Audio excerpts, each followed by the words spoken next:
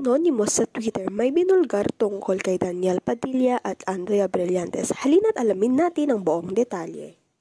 Kalat na kalat at viral pa rin hanggang ngayon si Daniel Padilla at Andrea tungkol sa patagong pagkikita at may balita pa ngang higit pa sa pagkikita ang ginagawa ng dalawa.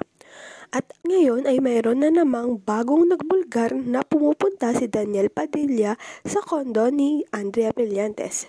Balita pa nga na doon siya natutulog at may mga plano silang mga secret travel sa susunod na taon. Halina't basahin natin ang buong tweet.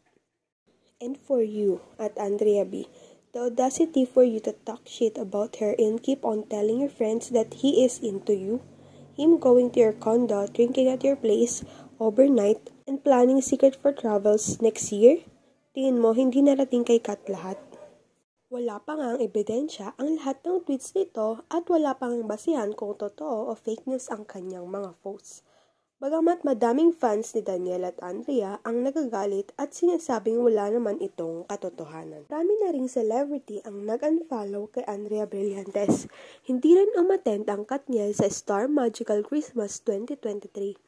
Dahil dito, maraming fans ang nagkumpirma na hindi nga okay ang dalawa. Wala pa rin nagsasalita tungkol sa issue at nananatiling tahimik ang bawat panig. Marami na ring lumalabas sa iba't ibang kwento na wala namang batayan. Kaya mga kachika, huwag maniwala basta-basta.